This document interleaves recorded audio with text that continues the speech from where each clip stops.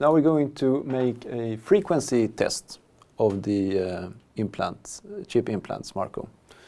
What exactly can you learn from a frequency test? These tags are communicating on a specific frequency. On what frequency? 13.56 megahertz. In principle, what I'm doing here, it's just like some device which can get the transmissions by frequency. So you have a program, you set a specific frequency you're interested in to data transmission frequencies, channels, and you can see the data and could also record it. What I have here is some tool. I already set it to the specific frequency. When I don't have the RFID reader plugged in, you see there is no activity on that given frequency. And when I plug it in, you see signal is coming. It's picking up several signals. Because, yeah, it's now acting. So this is transmitting to the antenna? This is transmitting and the antenna is receiving that stuff. You can also see sometimes drops here, like here, for example. These are just he's trying to ping for a tag. If I would now record this data, I would then need to demodulate it and see what was transferred in that frequency range at that time. So this is in fact picking up information at a greater distance than the reader, with the help of the reader. Yeah.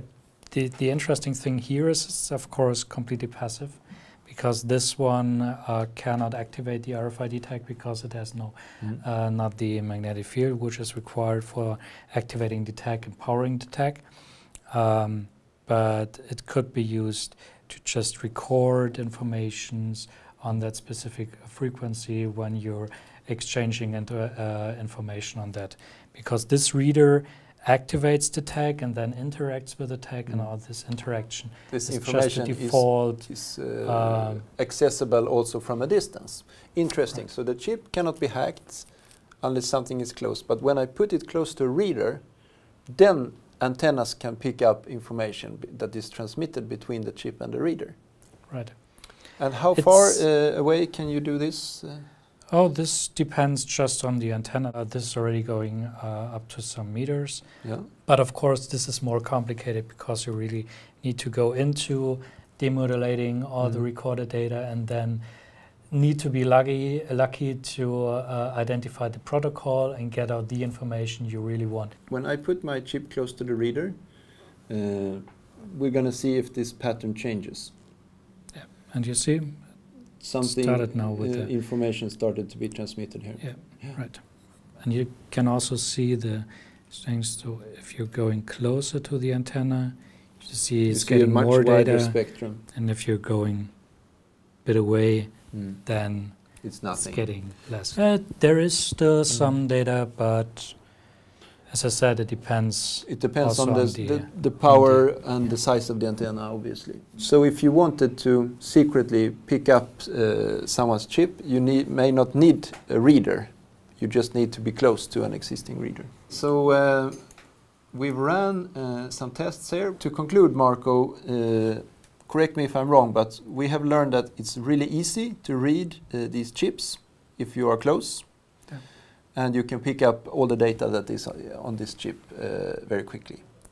Secondly, we learned that it is not very easy to copy these chips. And then thirdly, we learned that by the use of a sniffer, we can pick up communication between a chip and a reader at a distance. So, as I said, this is a bit also more complex because identifying the protocol, getting into it. So this will require time and the right tools.